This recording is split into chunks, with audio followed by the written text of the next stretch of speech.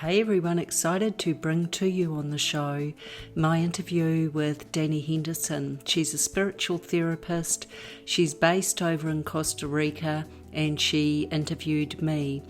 We talk for quite a while actually, and we look at tips and techniques for survivors to help them through this child sexual abuse, recovery and healing.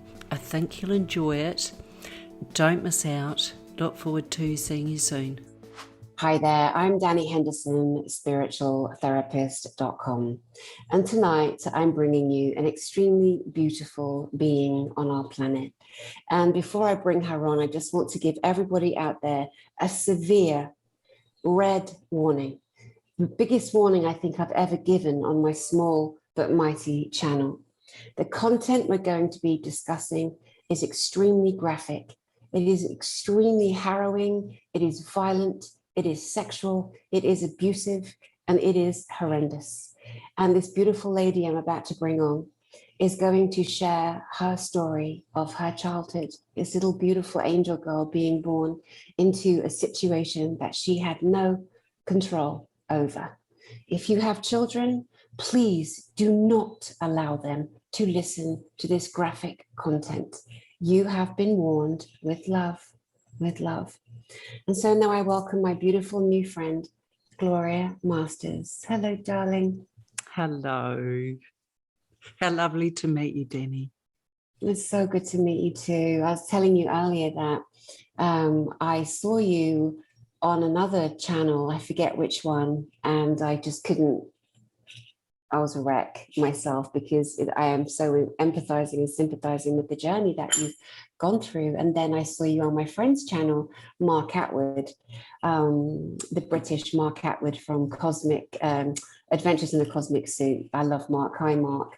Yes. And then you emailed me and invited me to come to know you and to speak with you and to share your message and share your book and share your journey from hell to survival to healing, which is very much garnered towards you being a healed being and lifting your wings of love to help and guide others who have gone through sexual abuse as little ones and under 12. So Gloria, my darling, would you please just introduce yourself and start to share your story?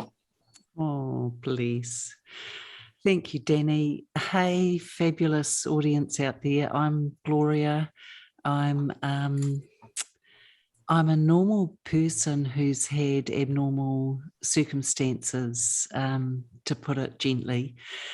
So look, from the time I was born into a family where child sex transporting was the name of the game. And so I was trained by my paternal, my father's mother, and one of his sisters to be a child sex worker. I hope I'm allowed to say that. Now, what that meant was that from the very young age of 5 years of age, I was trained by them. They were paid by my father to teach me the art of seduction. Now, as a child, I didn't actually know what any of that was, really. It was just a concept beyond me, but that was just the beginning. I was sold to gangs. I was part of the Masonics monthly meetings. I was also transported out to several other groups. I was leased out of a nightclub in our red light district in Auckland, New Zealand, which is one of our biggest cities. And I was kept squirreled away on the top floor. And out of that room, men would pay a lot of money actually to abuse and, I don't know if I'm allowed to say rape me, but that's Mhm. Gloria, it's just unthinkable what you've gone through, and thank you for that initial intro into what your life was. I do have a question, darling, if I may ask you. You said at the age of 5 you were being sexually groomed and habiticized, if that's even a word. I'm sorry, I'm losing my thoughts here slightly. I'm trying to be a grown-up as I speak to you and not be so rageful and scream and cry and F my head off at the tragedy. But do you have memories before 5 as being a child, like playing with toys, like being allowed to be somewhat of a little girl? No, I don't consider I had a childhood. And one of your listeners, Debbie Street out there in New Zealand, will be watching, and she Hi, knows Debbie. me well. Hi, Debbie. She, well known to friends like Debbie, is that I am the child now. So for your audience out there, if you see me smiling and laughing and using humor, that's because I can. I'm free. I'm reclaiming and having that part of me grow and emerge. I guess that's not all though, Dani. I was left in my father's care from the age of 11 for 18 months when my parents separated. My mother was a complex narcissist, so there was no room for me or interest in me. The best I can say is that I was largely ignored and in the way. And so for my filthy pervert who liked under 12's father, that was such a gift. So for those 18 months I was left in his care, I nearly died, actually. I wrote a memoir about this, not to shock people, but actually to give people hope, because I did manage to emerge. I also star in well over 100 movies, pornographic movies. Back in those days, they were on the projector screen, so I used to hear the whirring of the tape. And they're out there. Police believe they could be in the United States. And also had several forced abortions on me by my grandmother. So look, the list of horror goes on. And for one small child and one small body to cope, I can see you gobsmacked there, Dani. That unfortunately, it's true. Fortunately, I made it through, and I always had a knowing that I was meant to come through this, and I think it's so that I can help others. So with humility and love, my real purpose, guys, is to shine light on this darkness through helping others. It's And unreal that's what I'm doing. Yeah, you know, Gloria, so many children who've come through that horrific trauma where they have to learn to disassociate. And as a therapist, I've met many people who suffer in different, levels to what you've gone through. And again, just a warning to everybody out there, I'm going to bring something up that is extremely graphic. From a beautiful client that I'm working with currently, amongst others who've suffered such horrific horrors as little girls and little boys. And this little girl, she's now a woman, she's almost 60. She was sodomized so many times, in her little tiny bottom, that she has horrific scar tissue. And again, we don't always realize, and again, guys, disclaimer, graphic warning, get your kids out of the room. If this is not for you, just move along. But there are people that need to understand what these children suffer, the physical pain, the physical atrocities that continue into adulthood and until they leave the planet. So this is not for, snowflakes, as it were, with all due respect to people who have their own trauma in other areas. And so my beautiful client, it still has so much scar tissue in her bottom that she's going through another phase of everything being inflamed, and she can't sit down, she can't stand up, she can't sleep, she can't eat, because if she eats, she has to go to the bathroom, she has to poop, she can't poop. This happened when she was a little one. A little one. So again, to highlight the trauma to the physical body that happens to children. Now, I don't need for you to go into any of the physical traumas that you may have unless you wish to, but you don't have to. That's why I'm using a client, an anonymous client, to, highlight, to sort of further help people understand what it is that these children, suffer and go through. If I may also, actually, I better not mention her name because everything is so censored. But so from 5 years old, it was your mother and your auntie who were basically sexualizing you, teaching you how to please men. Is that correct? My father's mother, my grandmother. My God, your grandmother and your mother. No, not my mother. Sorry. My grandmother and one of my aunties. So my father's, one of his sisters and his mother were tasked with that. Look, interestingly, Dani, of all the horror I suffered, the absolute worst of it, the thing that had the most impact on me was the psychological torture. And that happened in my father's care for the 18 months I was left in his house, abandoned in his house. So I became the child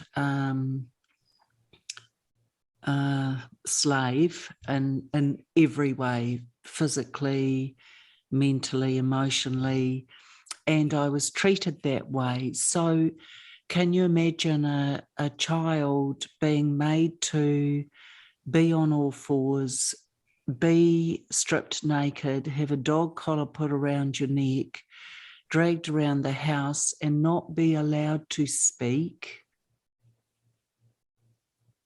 and be called all sorts of names, starved, beaten, kicked, tied outside,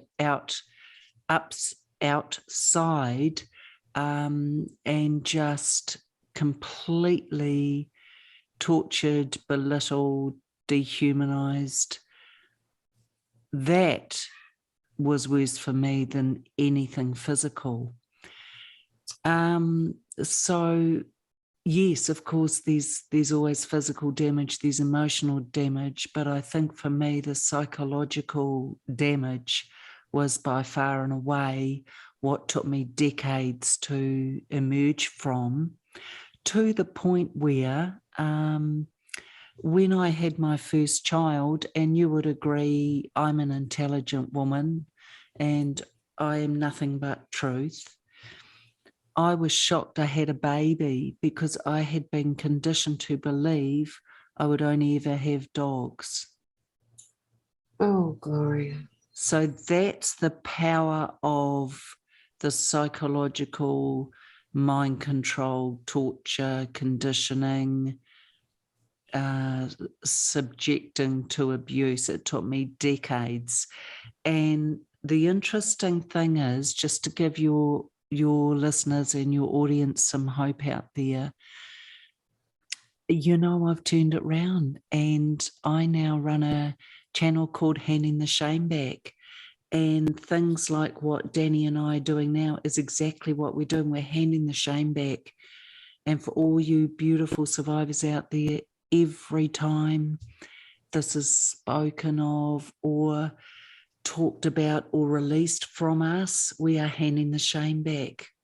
So please join me in doing that. There's great power. And they never won, Dani, because I made it. I made it through. If you said to me, what's the real story? It's not about what I went through.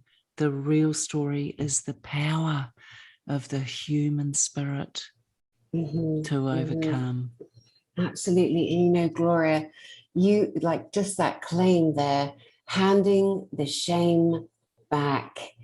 And again, I saw you on 2 previous broadcasts before you reached out to me. And the first time I heard that, I was just like bawling. I was like, yes, girl, yes, yes, because we have to do that as, you know, adults now who've gone through abuse as adults, and children and little ones too, in all the ways, to actually be able to stand and love yourself enough to say, it wasn't me. It wasn't baby girl Gloria. There was not one thing Gloria Masters did that deserved that.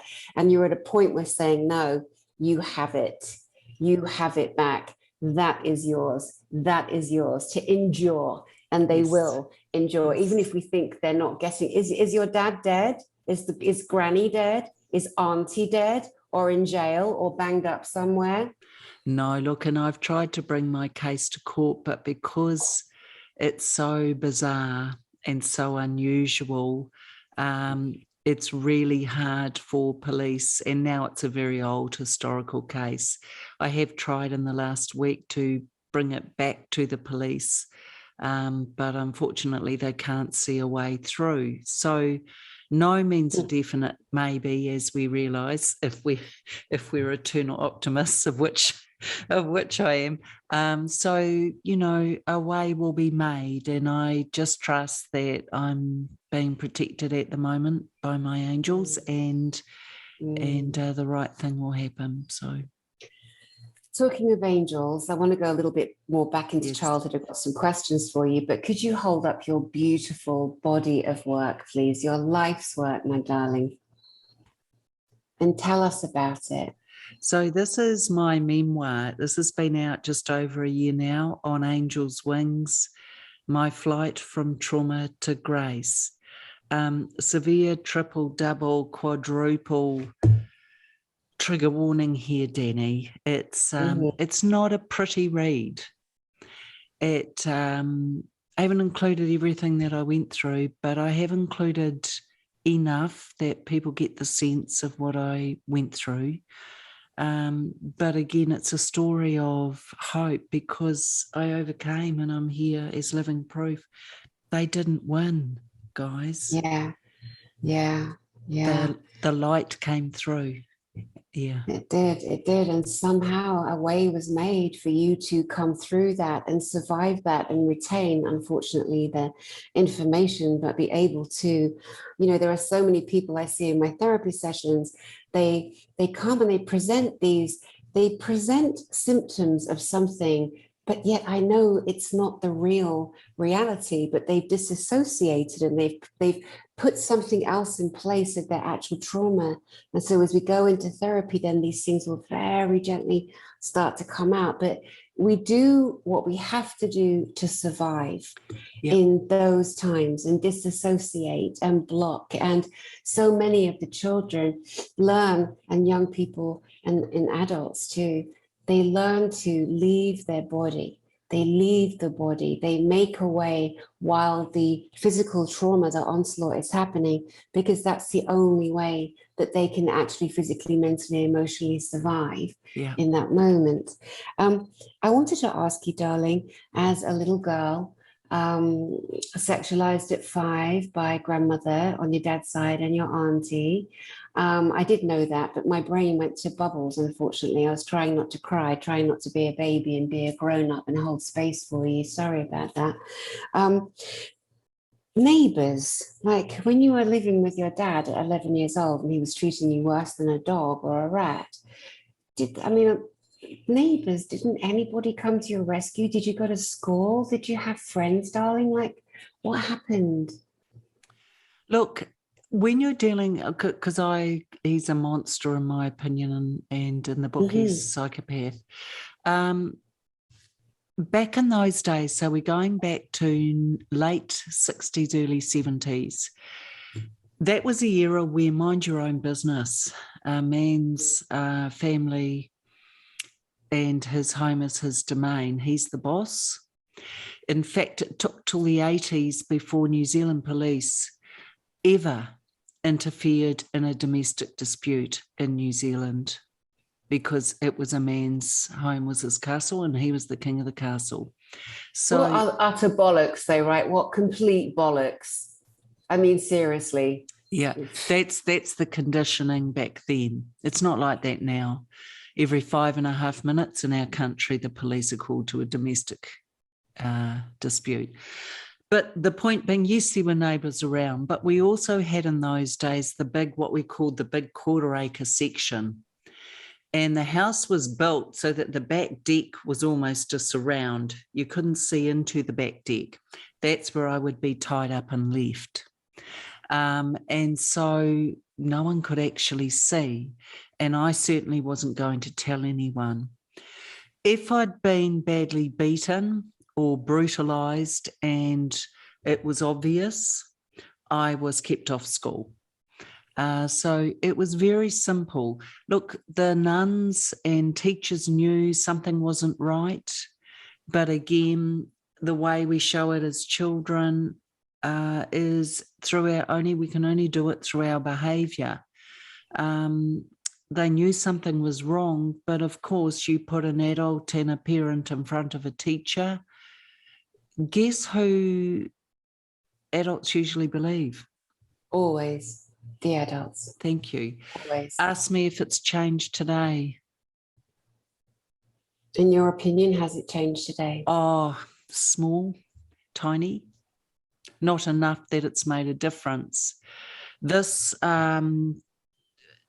we're not saying the word, but filthy perverts who like under 12s, that particular group are, they're on the rise. This is not, sorry people, but this is not going away. And that's why we need to start handing the shame back. We've got to start normalising these conversations, which is why I partly reached out to you, Dani, because people who follow you and watch you, there's bound to be a certain percentage who have either experienced child sexual abuse or know someone who has. And we've got to give people permission to feel comfortable enough to speak. And that's why I'm doing this. Yeah. Oh my God. Honestly, you're just a leader and a lover of life, and somebody that came in with such a strong heart, strong soul, strong spirit, to become a messenger, a leader. Not that you ever anticipated that, but to use the agony, the brutalization of your little baby being and all of those years of trauma and torment and being abused by so many people. I wish you could line them all up and name all the names. And, and I wish that more of us would come forward and just say, these are the names, these are the people. But we know that the people that do these kinds of things to our little ones are in the highest positions on our planet, the highest possible imaginable positions. They are infiltrated into every single system without exception, without exception. So I wanted to ask you a bit about the monster that dared to give himself the title of being your father. Obviously, from his mother and his sister sexualizing you in the way they did, they too have obviously come from some kind of trauma background. Now, without naming clubs or situations or institutions, did you know anything about the monster who called himself your dad, his background, his growing up, or your auntie or your grandmother? Not in terms of, childhood CSA abuse. Not in terms of that, but I did get told that his sisters, when he was a child, had to wait on him hand and foot, could not sit in his special chair, could not eat before he had. And so he was seen as the prince of something. I think he must have been, told he was something really special. And the reality was he wasn't.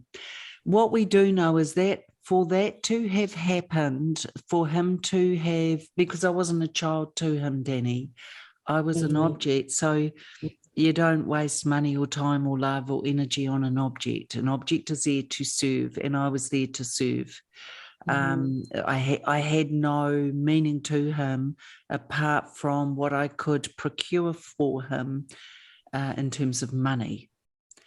So when you consider it, for him to have had that sort of pathology, it must have come from somewhere.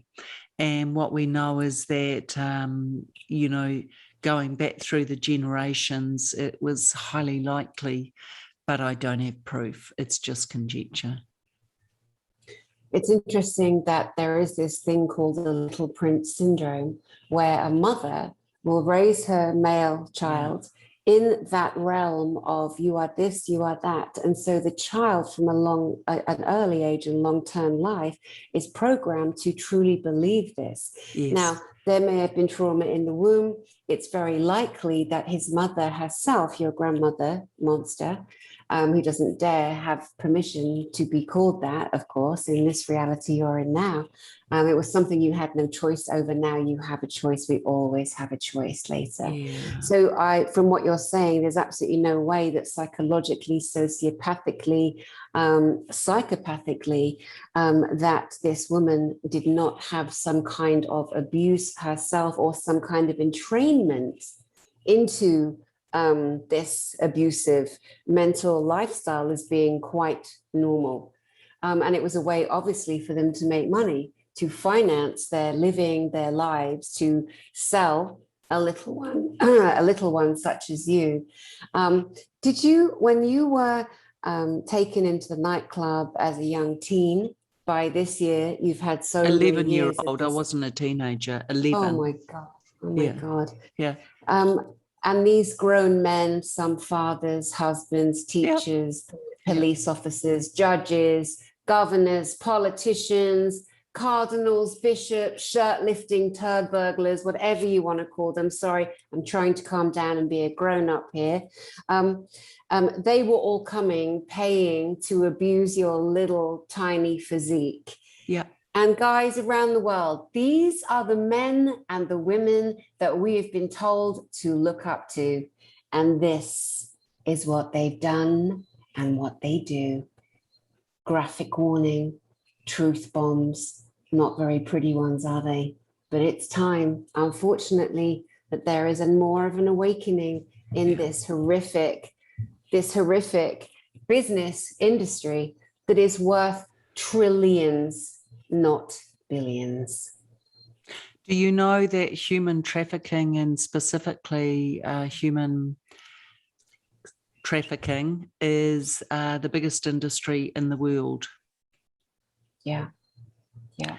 So, of course, the money train is not going to stop. Look, I earned so much money for him, Dani. He got one of the first 4 Pontiacs imported into New Zealand in 1968.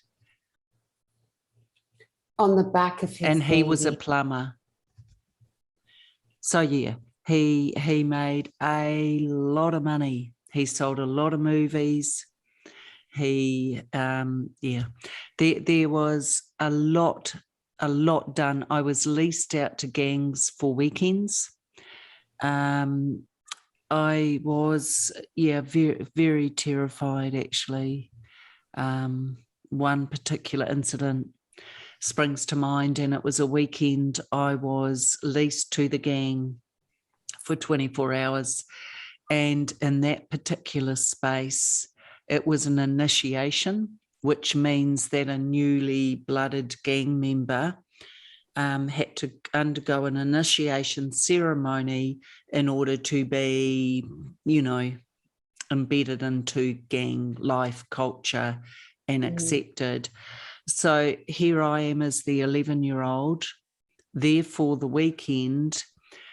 By the time my father came to collect me the following day, I was unrecognisable.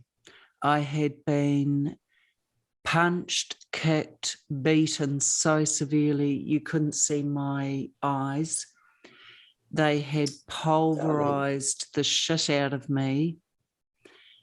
They'd put me on the block for the time I was there. And they had done that because this was his initiation, if you like. My father's comment when he came to get me was, "Mate, to the gang leader, you need to be careful. And I thought, oh my God, he's going to stick up for me. No, these were his words. I'll never forget them. Mate, you need to be careful. If you're gonna beat her up that badly, she won't look as good for you. Oh. And then I was taken back to my grandmother's house where they had to call a doctor. And I stayed there for weeks. It took weeks for the swelling, bruising, broken ribs, you can imagine. So, look, he made a lot of money and that's how he did it. And I guess I'm here not to shock you guys watching, but to actually say, you know what? Look at the power of the human spirit. I got through, I overcame, and you can too. And Dani, what's really exciting is I'm just about to publish my next book, which is a guide for CSA survivors. So the ways I got through, the things I tried, the exercises I kind of did, and I've developed the book so that it's not from an expert, it's not from a psychological viewpoint, it's not from a clinical perspective. Frankly, it's from one survivor to another. This is what worked for me. Here, give it a go. And it's just incredible. Yeah. Oh my God, you're just an angel of every level and imagination. And I cannot believe that you survived the things that you survived. And you said there was gang initiation and you were put on the block. Now, I know it's harrowing. And again, guys watching, this is, graphic. This is upsetting. This is horrific. And, you have the opportunity to switch off. And you don't have to listen, but protect yourself and your children listening to this, please. Can you tell us, if you're able, what the block was? Oh, sorry. I just assumed that was, no, you all right, Dani? I can see. Yeah, I'm good. Yeah, okay. Yeah. Thank you for your big heart.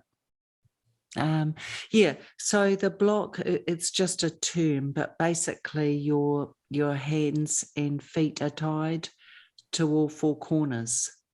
So you're spread eagled out onto a block of wood. And then people line up and have a go. So at 11, I mean, your little chest is barely developed. You've probably got no pubic hair, underarm hair. You haven't even started your periods. Your little childlike physique hasn't even started probably to take on curves that we normally would at that stage. And all these filthy, evil pervs were taking delight in abusing a little one. And you are not the first. And there have been multi-millions at this stage who have gone through something very, very similar and allowed by their parents, their caregivers, their foster carers, their adoptive parents, their students from abroad. I mean, just every single, this is why we have to have these conversations, because people don't realize, and with everything else happening in the world and all the stresses and strains that everyone individually is going through right now, it is still so important to carry with love and care you, your life, your story, your survival, in order to help others, because things like this, it's end of days, my love. It is end of days for abusing our brothers and our sisters of all ages and stages on this planet. And it truly, truly is.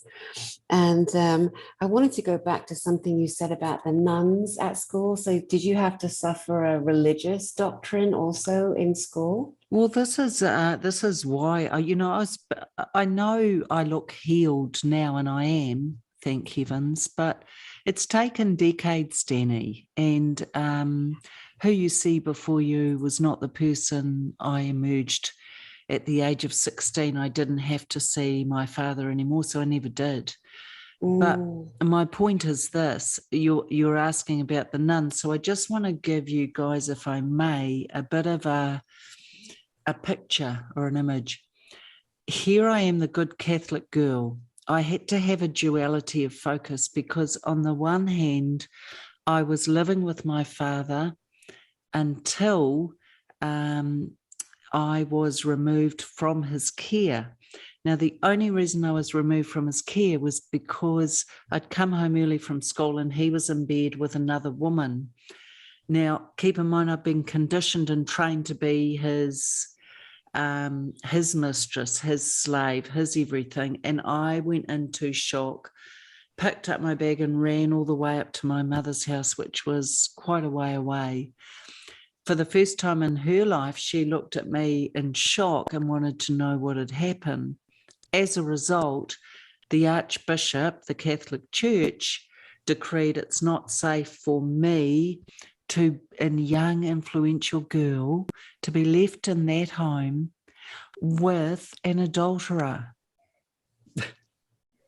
Unreal. It's everything else is okay. Yeah, everything else is fine because they're all, a lot of them are doing it and have done it themselves. It is just absolutely, I can't even laugh. It's just beyond imagination that this is the people that have been running our planet, my planet, your planet, Gloria, forever, Yeah. And but again, you telling your story, darling, as so many have gone through, like I told you, my beautiful client earlier, and the physical damage in her anus, that she's still suffering in pain today because of all the scar tissue. There are many that have these injuries, and there are many that will look at you, look at that beautiful face of yours, and you'll give them the courage. They'll be like, there's someone out there, there's someone else out there who has lived my life. And your book is a blessing, and the new book coming out is also such a blessing to help people guide themselves through it. Yeah. At this moment, would you be able to talk to the audience and gift them just some of the ways that you were able to self-soothe and self-regulate and talk yourself into some kind of compos mentis and back into your body, please? You mean as a child or as an adult trying to recover from the trauma? I would say both. Okay. So, for the people out there who are also survivors, you're never alone. And there are many of us, and I believe you, and I stand beside you. So I just want everyone to know that. Those are the most powerful words, Dani, survivors can hear. I believe you. Because we're so shamed, we're so shut down, we're so silenced, partly through the shame we carry, but partly because society doesn't want to know. And if you were to ask me, what's the biggest, what's the most deafening sound out there about this, Dani? It's the silence around it. Mm-hmm. It's deafening. But look, here's a few things that helped me. So one of the things I found as a child were my beautiful little angels, and I first noticed them out of the corner of my eye as a small child. So for you, whether it is, it doesn't matter what your belief is, whether it's angels or God or the universe, no one judges. It all brings us back to source. If you can believe in something beyond you and reach out and hope, and we all do this, guys, we all do it when we're at our last hope or we're just about to break, we say, please help me. Now that's that part of you that connects in with the deepest wisdom and love on the earth, and you're surrounded by it. And Dani teaches this all the time. The power within, the power you have and I have is far greater than any evil out there. So what I'm talking about is maybe finding that light within and actually trusting yourself. So that's a second tip I would give. If you're feeling uncomfortable, if you're feeling unsafe, if you're feeling anxious, just trust that and gently ask what you need from me. And it may be the answer comes, I probably just need to sit on the couch and eat potato chips and watch Netflix. Or I really need to see my bestie and just have a coffee. Or I just want to turn the phone off and just sit in stillness. So I think trusting your instinct and going within is something as survivors, we had to learn not to trust because we knew what was happening to us was so wrong, but it still kept happening. So we stopped trusting who we were. Does that make sense? Completely. You're powerless. You have no power. There's nothing you can nothing you can do, not one single thing. And then even children who tell someone, they'll often end up being abused by that person. Or we're shut down. And so I guess the third thing is this, that, the courage you have, you don't even realize you have, because look what you've managed to get through compared to the people around you who haven't. So already you've got this amazing courage, resilience, self-awareness that some don't even have. So maybe it's time to honour who you are, you beautiful soul, for what you already do have and what you already bring. I guess the final thing I would say, which could be a useful tip, is I'd love to say it's a Gloria one, but no, I'm stealing from someone. So thank you, Perry Power out there. And he said this to me, and I love it. Please don't start sharing your story with just anyone. Choose to tell yourself 15 times first, and just hear me out. It may be that you write it out. It may be that you say it out loud. It may be you join an art class and that's what your art is, telling your story. It may be a martial arts group. It may be sculpting. It may be swimming. It may be getting some rocks and throwing them at a cliff. Doesn't matter, guys. Whatever you choose, start to do it and release it from your mind. This happened to me. This was never my fault. I was never responsible. This belongs to A, B, or C, or for some of us, more than one. Why? Because by the time you do come to share it with another person, even if they push back and say, really? Are you sure that happened? You're strong enough, or you're more resilient now to be able to counter that. As children, when we're going through violence of all natures, there's something in us that has a radar for other bad adults. Did you find that yourself when you were growing up? Yeah, just like in school. So do you remember, and do you have an example of that? I remember when my father first took me to the nightclub. And the boss at the time, the guy who owned the nightclub, part of his deal was to try me out first, with my father watching, of course, just to make you feel really well.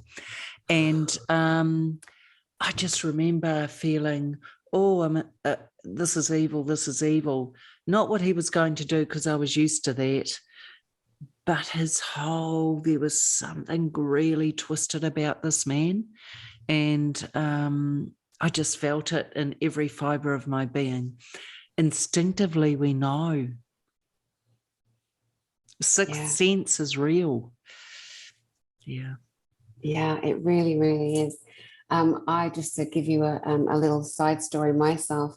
I remember as a little one seeing this boy. I was 11, and you're so conscious. That's the other thing. It makes it worse, at the the levels of abuse you went through are normal, whatever normal is. But as a child who's not going through what you went through, you know, your chest is starting to develop and it's so painful. And then you're getting aches and pains and your bones are great. It's just so much going, and you're so conscious. I was so conscious and shy. And I remember this boy coming towards me who was older, like maybe 5, 6 years older, maybe 16, 17. And he looked like the Archangel Michael. He was so beautiful to look at. And I'm looking at him and I'm panicking, thinking, oh my God, I have to walk past him. And I'm all conscious of my budding little chest, and I'm terrified. And oh my God, Gloria, he got almost where I was, and all I could hear was the growling, screaming hounds of hell. The man was so evil, and he turned out to be a serial killer.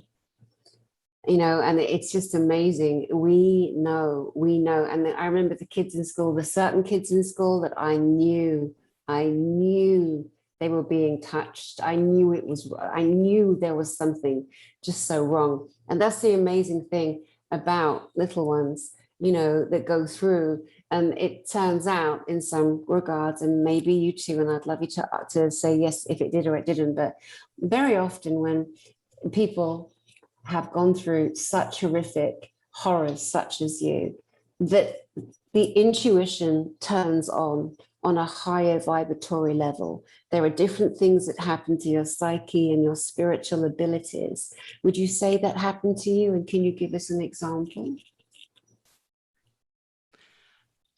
Yes, look, I think so. But I also want to say that I think, and this is well known to survivors, Dani, we have this thing called hypervigilance.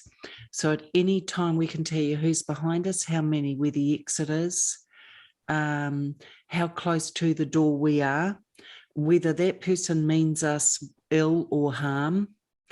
We are just hypervigilant. So for us, we carry the biggest weight of post-traumatic stress you'll ever see in the world. Vietnam vets and war vets have nothing on us. And there's some research around that. But yes, so what happens is, because you have to be able to hear it, in my case, a pin drop, because I had to get ready to run and hide as quickly and easily as I could at any time. No doubt at all, those abilities were highly developed. But what does happen is the part of the brain, when it comes to learning, is shut down. So it's really hard for us, and it was hard for me. I did manage to scrape through at school because that part of the brain shut down. But in terms of sensing, spotting, noticing danger, or people around that hypervigilance, you would have given me a gold. Mm-hmm, mm-hmm. Your mother, your biological mother, when she finally had the time for you, were you able to tell her everything that had happened and was happening? Well, it's interesting, because although they got me out of the house at 12 and a half, and I had the 18 months, the only girl in that house, nearly killed me. I attempted to end my own life 3 times as a child, which people find abhorrent, but it's true. However, there's a twist to the tale, and this might just confirm your instinct already, Dani, about my mother. She then decided that the priest had said, oh no, you've got to keep sending her back to him every second weekend and for the school holidays. So when I talked earlier about the duality of focus, I had to, for 12 days, be the good Catholic girl, do everything my mother said, and carry on. For the other 2 days, I had to become the best child, performing slave, use your imagination, audience, for gangs, clubs, filming, leased wherever, transported everywhere for those 2 days in school holidays. So the child that left on the Friday night was never the same child that went home on the Sunday night. And somehow I had to find the courage. And that was one of my biggest challenges over those remaining 4.5 years, was transitioning from the Madonna to the other. My goodness me. You know, I feel terrible asking these questions, but I think it's important, Yeah, you know, not to, well, we have this opportunity to share time together and to help Yep. other people who have Yep. suffered in similar ways to you. Yeah. When you were being filmed, Yeah. in the worst possible imaginable scenarios that no child Yes. should ever be filmed, Yeah. were there other children there too? Yes. Yeah. So this filming didn't begin at the age of 11. I was filmed and had pictures taken from the age of 4.5. And if I showed you pictures of me now at 11, at the age of 11, you would say, oh my gosh, I look like I'm doing the work that I was forced to do without saying the words. The transporting I was forced to do, I look like I really was into that and wanting that. So, yeah, there were other children, there were other adults, there were women involved. There's a myth out there, Dani, that women are not part of this. Can we please explode that myth? Women abuse a lot more than people want to realise or will believe, but they do. I work with a lot of male survivors who were sexually abused by women and women in power. So it's not just a male thing. So you know, sometimes it would just be me, it would be child with child. Other times it would be me going around a group of men. Other times it would be me with an adult woman and an adult man. So you know, it just depended on what people wanted. But what I learned to do to survive was I learned to read people. And I think this goes back maybe a little bit to your question about did you develop other abilities? I was really good at reading people, and I sensed who the most gentler natured what are we calling them? Abusers. Filthy perverts. Yeah, who like under 12s. I learned to work out who the gentlest one was, and I would sidle up to that person and make sure that I would do whatever he or she wanted if he or she would be a bit softer with me, not so vicious. Because he was, you got to remember, for some of these people, although they were doing it and they were loving what they were doing, they were also feeling bad for doing it. So in order to have that duality or that oxymoron within themselves, they were angry. So guess who bore the brunt of that? Me. So sometimes the assaults, the abuse was the erotic stuff was nothing compared to the physical anger that the abuse that went with it. But out of the three, it's a psychological torture I come back to every time. That was what did the most damage, in my humble opinion. Oh, darling, darling, darling. Wow. So go ahead. But you know what, Dani? I'm glad I made it through, and I'm grateful to be here. I'm grateful, yeah. Oh, Gloria, I was so grateful that you're here and that you've had the courage. I mean, the courage it's taken to create this body of work, your life in a book, laid bare in every imaginable way, and use of that word. And just to be able to share it so somebody reads it and says, oh my God, that's me, or that happened to me, or I know this, and this lady, Gloria Masters, you know, there's a couple of things I want to say. One of them is, one thing I've known my whole life about other humans and other kinds of humans, that there is a certain being, let's say a woman, and she has a certain frequency to her voice.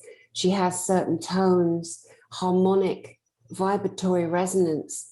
And she generally has these beautiful kind of fuller cheeks, but this gentle, soft demeanor. And you have all of that. And I recognize that as an angelic signature frequency with Really? physical, yes, darling, with physical markers. Yeah, yeah.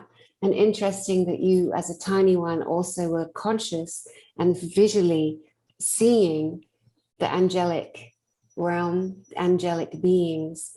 So, and that's wonderful, because I know there are so many little ones that don't ever see anyone, Gloria. They don't ever feel or know. And some of them are so traumatized, they're screaming, praying, and begging for anything. And unfortunately, some of them pull in darker entities alongside them, unfortunately. We're not going to say names, of course, but do you have any awareness of any of the evil adults ever having been caught, arrested, strung up, castrated? You know, I mean, I could pick a few more deserved punishments in my own mind, but is that a situation without naming names? Not the people that abused me. So for my father and his peer group, most of them have passed. But there are other younger, including, you know, my brother and his friends who are 4.5 years older than me, who are still walking around today. So that's not completely over, but I can't talk about that legally.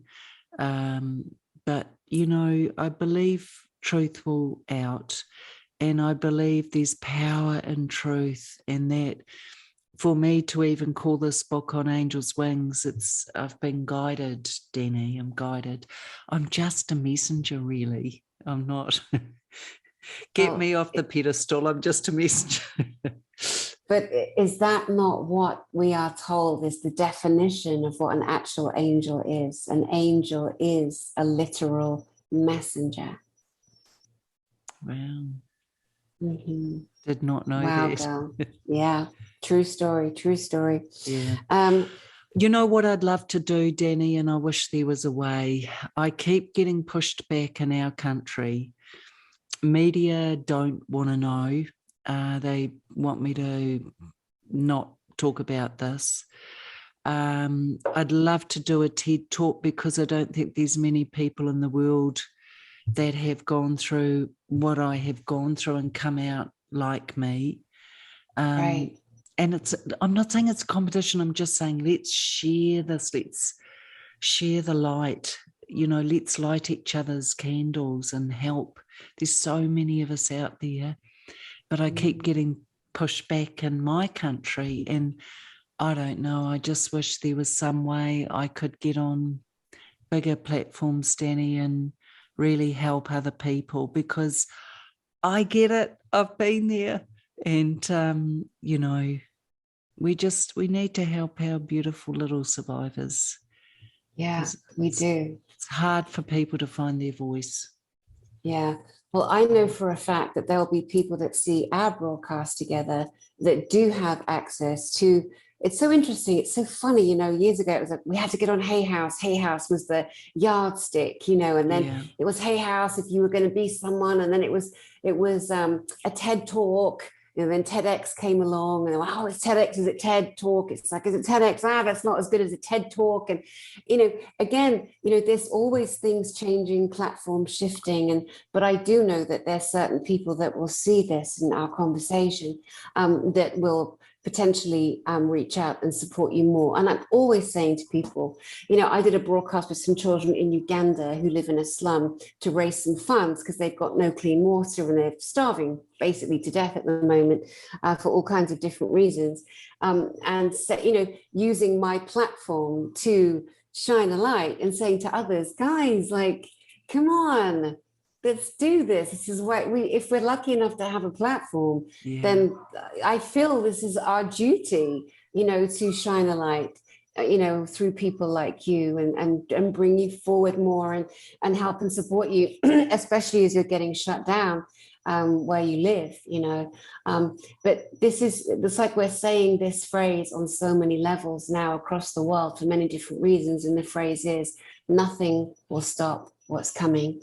And in the same regard, nothing will stop what's happening, because there is a disclosure on our planet that is shining the light on every imaginable condition, whether it's abuse, transporting, angelic, other species from other planets, other technologies that have been held. Nothing at all is being shut away and hidden anymore. And that, you know, they can't kill us all. And there's a lot more of us than there are of them, you know, and that's a fact, you know, that's a fact all day long, all day and all night.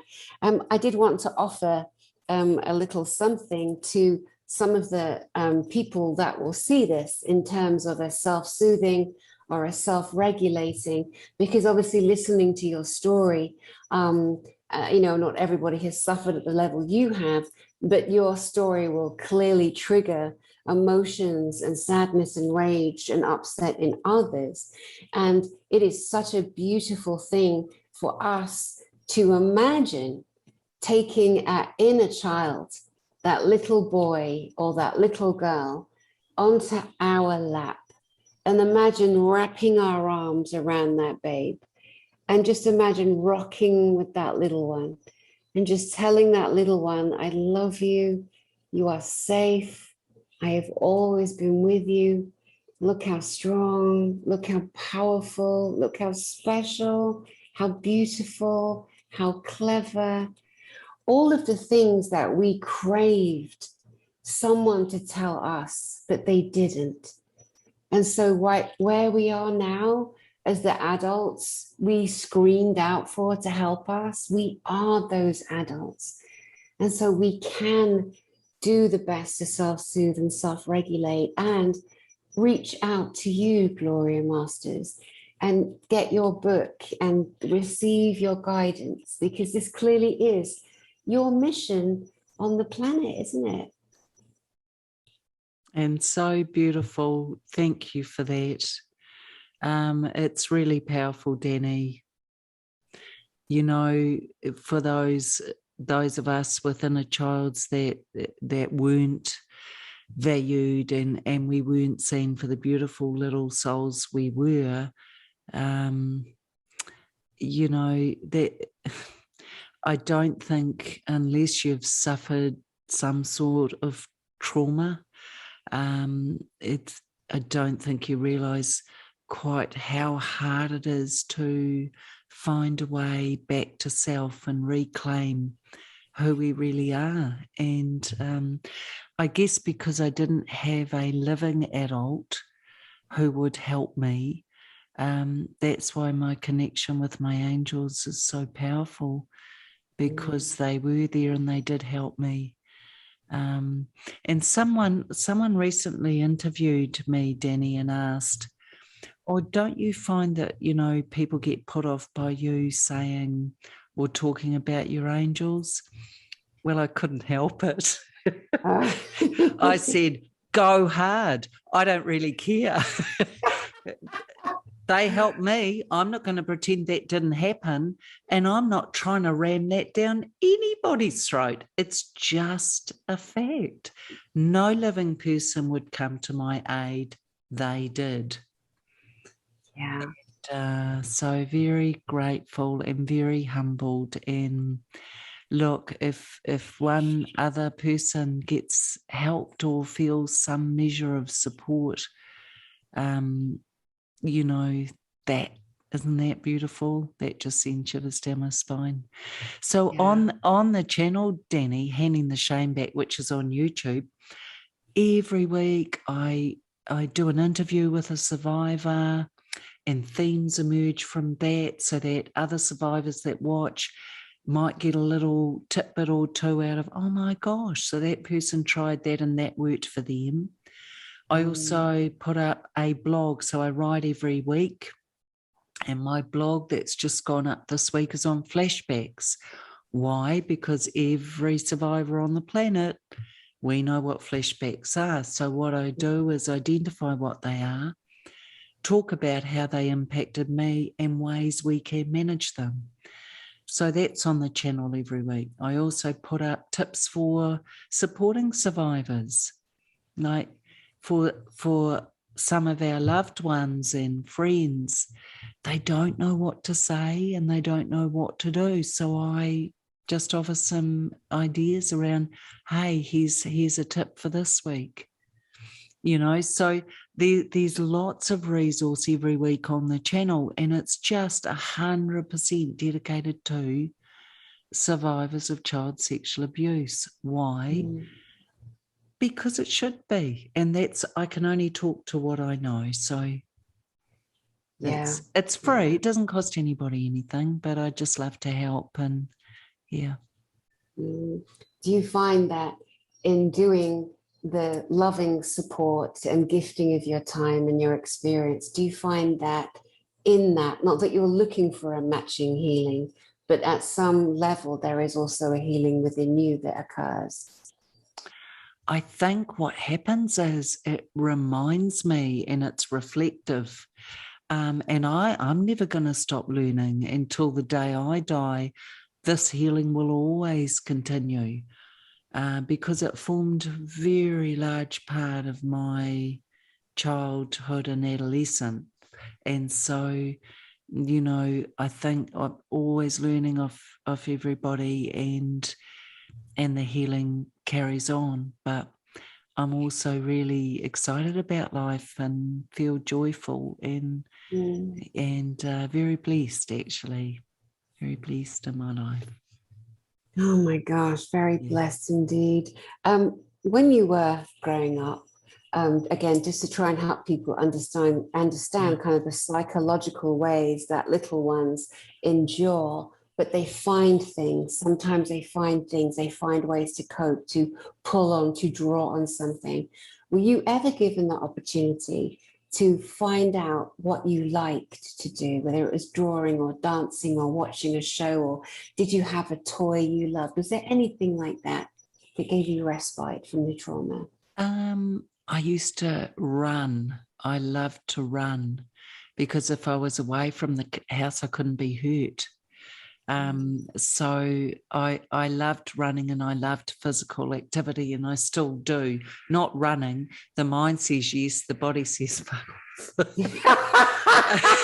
but so I love things like having control over my body through movement, like yoga and hiking and that sort of thing is really wonderful for me. And the other thing I loved was netball. Netball gave me such a gift. I would lie awake at night and imagine myself shooting those goals. So things like that, yeah. And look, for all of us, one size doesn't fit all, Dani. And for you beautiful survivors out there, it doesn't matter what it is. But if it lights and lifts you, grab it and don't let go. Because it's for you. What's for you will find you. And, I love that. What is for you will find you. Yeah. Moving forward a little into your young adult relationships, and you clearly said you didn't share this with anybody, you kept it very quiet. Yeah. But as you then escaped the non-father at 16, when you started moving into relationships with boys, for example, assuming, what was that like for you? Like, did you tell them what happened to you? What kind of relationships did you find yourself forming after all that trauma? Think grade A effing disaster. I was so damaged. My template was hurt me, use me, abuse me, ignore me, treat me like shit. I'll do everything. You're the boss. I'm the slave. So my whole conditioning had been that. It was highly unlikely I would attract loving, supporting, reciprocity in any sort of intimate relationship. So I didn't. I I just didn't. I didn't like myself. I didn't know who I was. The biggest damage to me wasn't alcohol or drugs, Dani. It was the false persona I'd put on. So I had to spend decades unraveling all of that. And who am I if I'm not fit for purpose? Who am I if I've never had a need met because I was too scared to ever put my needs first? Who am I if no one saw anything in me apart from using me? Who am I? And so that was really difficult. And I'm a slow learner, me. So I married not one, but two people who respectfully did not see me and did not value me. So, yeah, I think now I'm there. Now I'm healed enough to spot rubbish from a distance, and I have no tolerance. But I was very damaged and very, very false and forced and rubbish. Always a good person, but always put everybody else first, always at the expense of myself. And it took years and years. And in fact, the memories didn't really come to me strongly until I was a mother myself. So I blocked it. And you talked earlier in the show about dissociation. Dissociation is well known to us survivors. It's actually our best friend. And the reason I say that is because we can't stay in our body while all this is happening. It's too much for our young minds. So our mind leaps in, thank you, mind, and protects us by removing us. That's what that is. My mind dissociated for many years, and when it finally hit, whoa, they say it hits when we're ready to deal. But that was tough. Those were tough years, those recall years. And I can't even remember what your question. Oh, yeah, it was about young relationships. Yeah, so no, I was hopeless. I couldn't have pulled in a good person. If you'd lined up good people, I would have kicked them to the ground to reach the idiots, because it's I had no self-value. Yeah, it's very typical. And again, a lot of people that have gone through your trauma, they end up on drugs, in prostitution, dead, alcoholic, so many horrific people themselves, because they don't know how to be anything other than what was shown and modeled to them and through their physicalness and their spirituality. Oh my goodness me. So I think it was on Mark Atwood's channel when I saw you, that you mentioned the color of your beautiful hair. Okay. And why it's the color it is from a younger age. Yes, so I did. I had white hair in my early 30s, and the reason I kept dyeing it and kept dyeing it, and in the end, thank you COVID, I gave in because we were all in lockdown. But yeah, look, lots of impact, lots of trauma, and what we do as survivors is maladapt, and my maladaptation was that false self. So my biggest hurdle was recovering and reclaiming me. Who am I without the mask? For some of the amazing survivors out there, it may have been drugs, it may have been alcohol, it could have been sex addiction, food addiction. We all know the pain of it because we're trying to escape the truth of what happened. The reason I couldn't embrace drugs was because from a very young age, I was drugged so strongly and powerfully that it terrified me, Dani. So drugs weren't for me, but not judging anyone who's used that. It just couldn't be something for me. I was too scared. I was too scared. Yeah. And nobody knowingly, willingly really wants to go into a drug taking, drinking out of the mind, blacking out sexual addiction trauma state, but the people such as yourself who've gone through these dreadful layers and levels of trauma, they find something that helps them blot, cope, exist, live, breathe. And, you know, it's so easy. People are so cruel, judging, you know, somebody on the street, for example, without knowing one thing about what that man or that woman or that young person has gone through. You know, it's very easy to point fingers and sit there, you know, drinking our coffee in a coffee shop and seeing people walking by who look a bit weird or look like a meth addict, or we don't know what that beloved has gone through. We just don't know. Exactly. You're so right, Dani. Totally agree. Yeah. But again, back to your work. And I mean, it's interesting to me, and I'm hearing myself saying back to your work.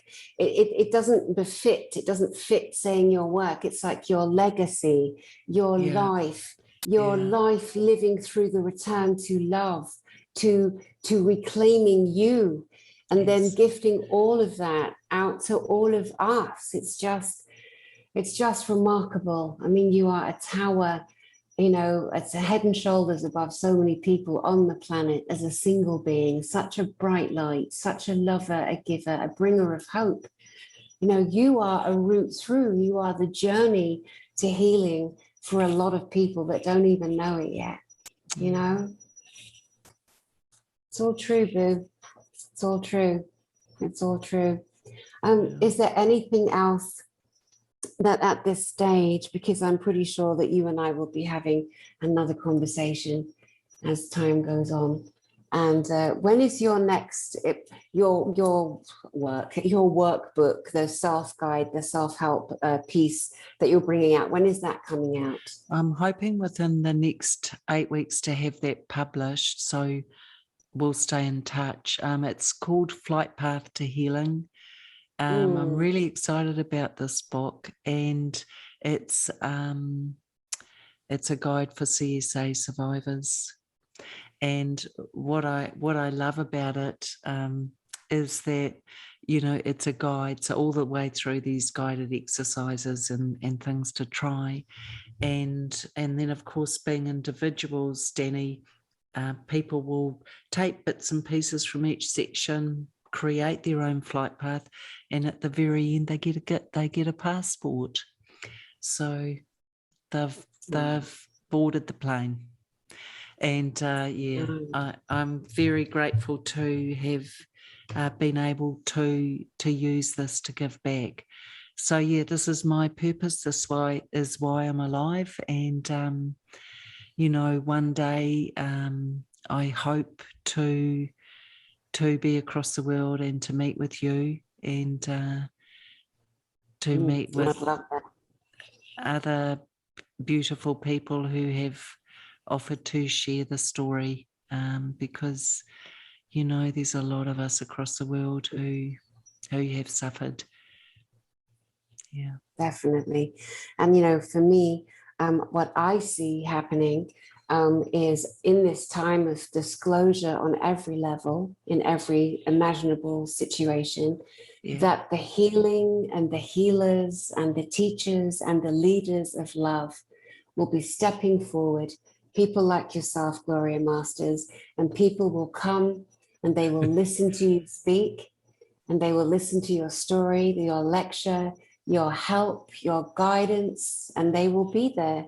And it will be a mass healing, a mass gathering of other people who felt like misfits and broken nothings, worthless, but coming together and finding the tribe of healing together.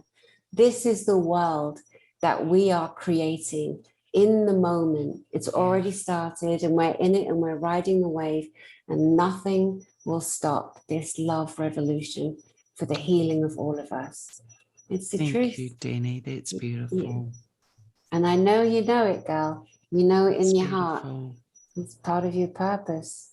Yeah, it's part of, we're going to be hearing about you, reading about you, getting excited to listen to you, watching your broadcast, and just saying, Gloria Masters is a brave one that stood up and stood out and said, no more, no more. Not on my watch. Yeah. Well, we can but hope. um, and look, I'm just a normal person, but I'm just ordinary person who's had an extraordinary time. So I'm just like everybody else. I'm no better than, no less than. I'm just a person who's had an extraordinary experience, and I'm turning it around to help others. And handing back the shame where it belongs. Handing the shame back.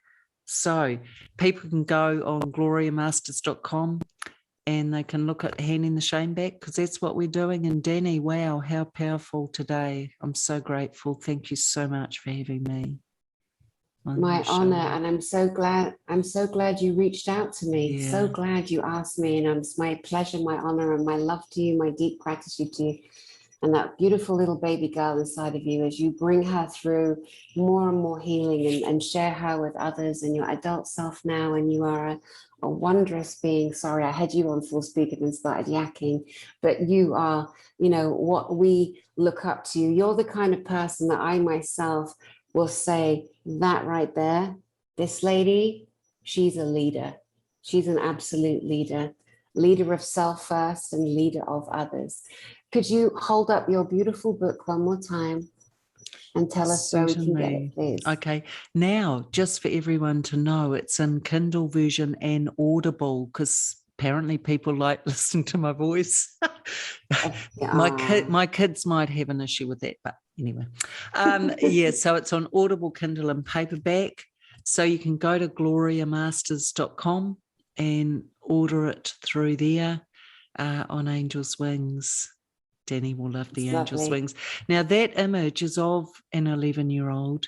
You can see the light coming down and the wings surrounding her, if you look at the bottom. And it's my flight from trauma to grace, because that's what happened. Wow, that's so beautiful. Could you turn the book around so we can see the back cover?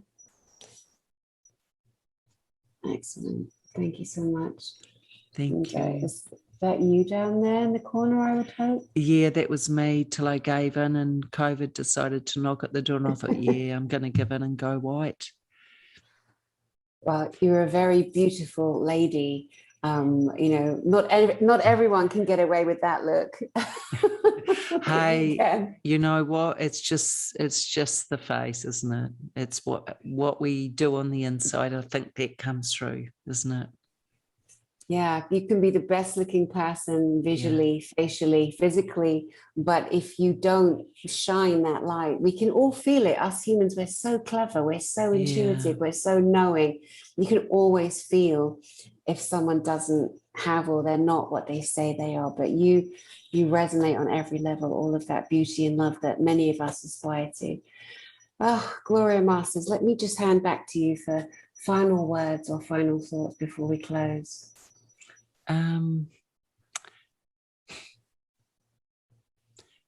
Go well, beautiful people out there. You're never alone. And even if you feel you are, you've got unseen angels and guides and beautiful, beautiful energy around you that you can tap into. Love to all of you, especially you fantastic survivors of child sexual abuse. I see you. I believe you. I stand with you. Oh, that's so powerful. I believe you. I see you. I love you. I stand with you.